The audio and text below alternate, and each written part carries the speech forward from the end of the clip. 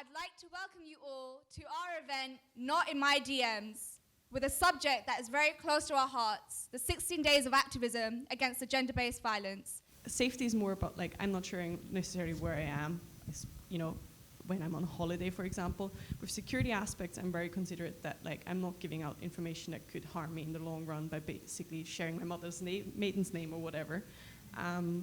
But I think to come back to purely the safety question, I think I'm just not sharing anything that I feel hopefully in the long run will harm me.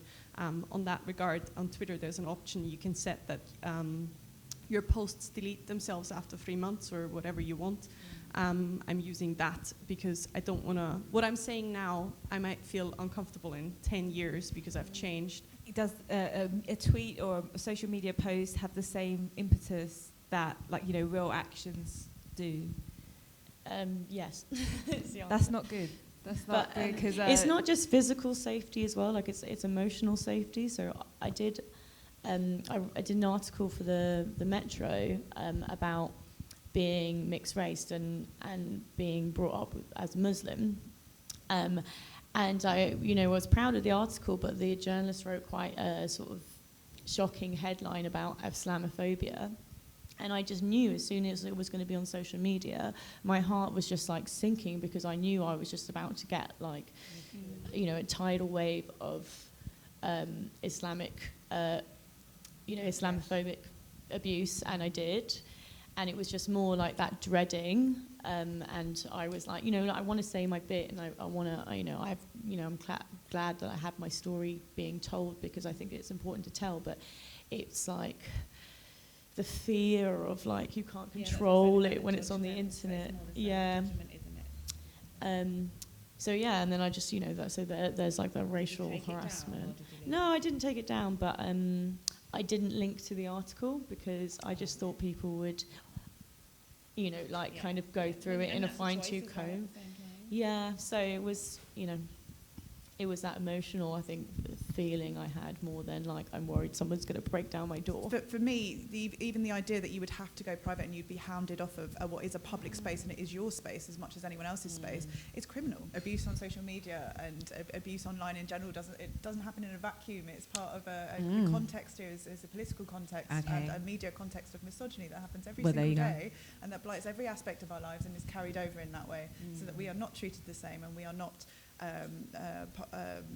privy to the same levels of justice as other people are. I personally, from the research we've seen, I would stress that like removing anonymity would not like help here at all. And actually, I think we would endanger, especially victims and survivors, from using the internet if we would make it mandatory that you have to register somewhere, because I know enough victims and survivors that would then say, I can't use it anymore because I had to abandon my old account and move on with a different name to connect with the people that I had before.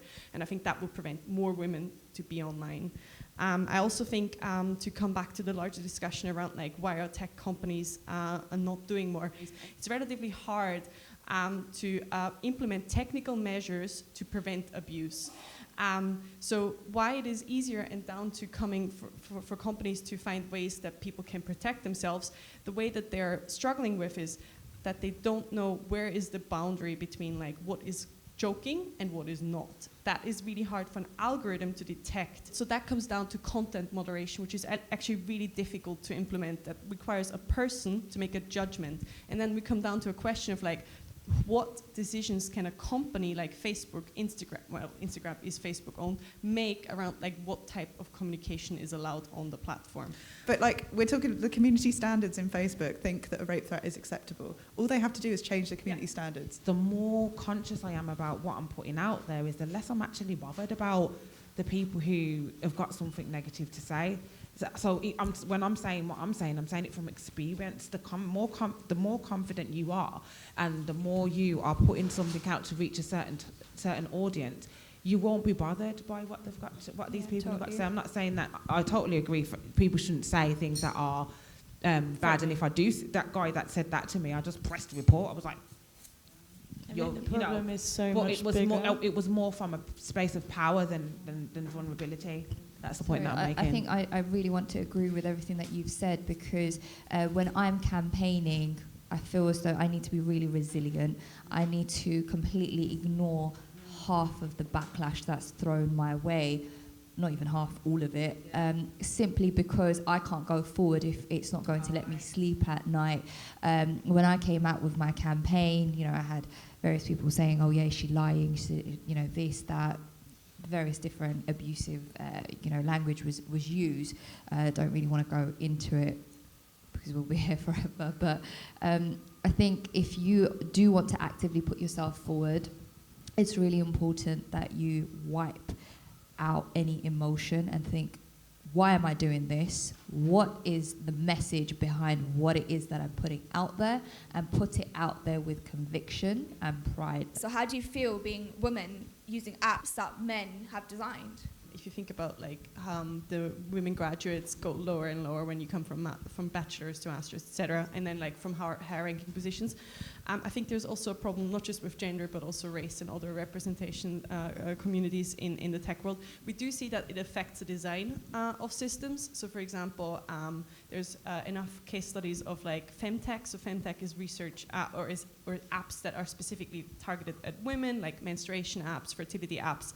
And I think it's already dodgy that like a company that is purely run by men is focusing on femtech, but they've probably seen just the market in that regard. And they often forget like features such as Apple had an app where they forgot the menstruation cycle as a health aspect to include there. And I bet if they would have enough females on the team, they would have flagged that.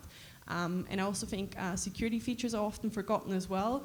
And again, in apps that don't look necessarily risky, like menstruation apps, but if you don't build security into those, there's enough information that could be shared that is extremely personal that could harm you in the long run if that gets out in the way. And I think so it certainly has an impact on the design, the usage, but also the ultimate effects that it can have. Would you share then, how would you, for example, be safe on a menstruation app that you would just think, oh, I'm just putting information here to help me? How would you be safe in that? Personally, I wouldn't just currently, I would not use any. But if there's people in the room that use it, I think I would look out for a couple of things. Who is running the company? Where is it based? If it's US based, I would just not use it. Why? Why? Yeah. Because so technically it's a US based company on the European market, so they have to be GDPR compliant, but I wouldn't trust that. They might have back-end agreements that I haven't read in the terms and services. That means that they can share it with insurance companies. So I would have more trust in a European company if it's based here. The other thing is I would read the terms and services very carefully. If it's saying it shares data with third parties, I would inquire very carefully who are those third parties, because in the long run it could be insurers that, or you know, God knows who. So I think, and I would also look at question things around like how is it stored and how long is it stored. So for example, if you delete the app, are they keeping that data? Technically they shouldn't, GDPR, but you never know. So I would just like send an angry email at the start and get it in written form so you have clarity, and then I would use it probably. I think a really good test of how often these sorts of issues are talked about was looking at the leaders' debate and seeing that they managed, the only thing that they sort of squeezed in about the rights of women in the whole time was tampon tax. They talked about crime and security in this country, and they actually managed to talk about violent crime without mentioning once domestic abuse or any of these things, which are obviously are all part of the same parcel of misogyny and abuse that we suffer on a daily basis. I think as well, when we talk about we talk about crime in London as well. We talk about knife crimes sort of a lot, and we don't actually talk about the appalling rape prosecution rate, which means... And interestingly, you know, it's terrible. It's like the prosecution rate for rape is it's 1.7%, I believe, of all sort of reported crimes end up in a conviction at the moment for rape, and that is appalling. It's basically, it means that men can rape women with impunity. That is not being discussed. I am one of many people who didn't get justice for the man that raped me is able to go with not a mark against his name, and I have to carry this with me everywhere I go, and know that I will never get justice for that, and know that almost no women in this country will get justice for that. And we're also not acknowledging, when I go back to saying about the crime and security, that domestic abuse is one of the root causes of all other violent crimes in this country, whether it is knife crime, that usually comes from, or quite often comes from kids learning from parents who have been in abusive situations that violence is the answer to get what you want. Other causes such as homelessness, for example, mental health, the huge numbers of women that are in women's prisons. Almost all of the female prison population is linked in some way to domestic abuse, and yet it's not even mentioned once. So say, for example, you're a survivor of DV and you're trying to keep away from that ex of yours. If you now are on social media and he can track down where you are, who you're with, you're putting yourself in a vulnerable situation. So when I obviously was stripped of the luxuries of social media and technology and phone calls, etc., even though I came out of my situation, I didn't really jump onto social media straight away. And that's something that I urge. We need to be in control of our own situations. If you're in a vulnerable state, don't put yourself in a more vulnerable state. When I was going through everything, I didn't identify myself as someone who was a victim of domestic violence, because even though he'd punch me around the face, he would intoxicate me with so much love that I thought, oh, this is normal and I had done something wrong. That's a situation that loads of people are in. And I think as a community, and the reason why I post as much as I can is because I want people to see my posts and realize that these things are not normal. And I think a key person in my turning was my best friend. She didn't tell me to leave him, but she always told me that the situation that I was in was not normal. So if there's one thing that you can do for your friend or your sister or somebody that's going through domestic violence, is to make them feel like whatever they're going through, it's not normal, and show them what normality is, because that's how they can identify themselves as a victim.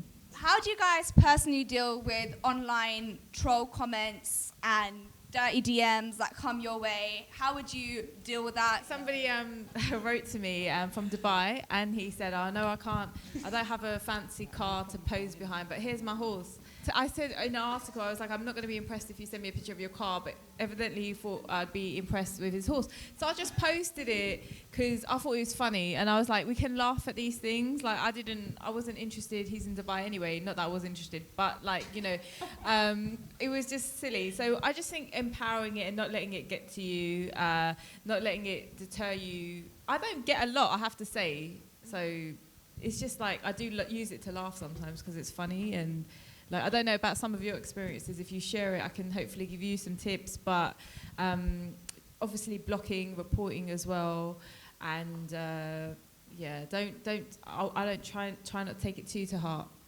because they don't know you. Do you know what I mean? They know what they think that you are, but they don't know you. Nobody really knows you online. So I just want to raise one aspect. So in Austria, there's a huge prosecution going on by a former Green MP who received a lot of harassing messages on Facebook, and she made a snapshot, posted that online publicly, and she's currently in the second stage of a process where she first has been convicted now for slander. Basically, so you have to be careful with that. Yeah. Really? So I think So I would be careful about like how you portray that. So I don't know about the legal situation in the UK in that regard, but at least like in Austria, there has now been a precedent set that if you repost a message from a person and basically it could be considered slander, and you can't verify that this person has actually sent that tweet, because that's all what this discussion has been narrowed down to. It's like, yes, it's his account, but he wasn't tweeting this is his argument.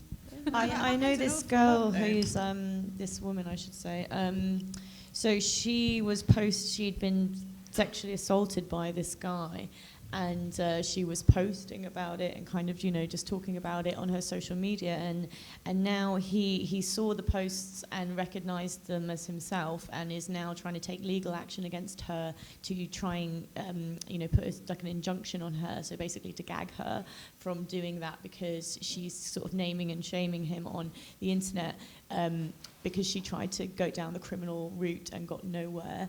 And now it looks like he's going to be able to successfully kind of do her for harassment. So I think it first starts with education, where there is so much miseducation, misinformation out there, and a lack of education about what harassment actually is. Lots of women second-guessing themselves on stuff. So a lot of what I do is just educate people about their rights. So a lot of people don't realise that harassment can be a single event. It doesn't have to be lots and lots of things that have escalated. It's much more the case where women won't do anything until it's got very, very bad. But that doesn't need to be the case. I mean, the whole problem with what we're talking about here is that we are talking all about, we worry about what we're going to do after the harassment, after the trolling, after that. We aren't really in this mindset of prevention. You know, how do we stop this happening in the first place? So, I mean, it's a lot of things, but it's nipping it in the bud so it doesn't become a bigger issue, and it's people feeling confident enough that they spot this kind of thing. So in the text messages, right, if your line manager is texting you inappropriate things, don't just shrug it off. Don't just, you know, if it's making you feel uncomfortable, that's at that point you go and say, you speak to someone more senior up and you say, I don't have to experience this. I'm a professional in this organisation. You are my colleague. This is how I know you. I don't need to, you know, I shouldn't have to experience this. And so it's just about knowing your rights. But yeah, so Rights of Women gives free legal advice to women in the workplace who are experiencing sexual harassment. So call us at any stage. We can give you legal advice.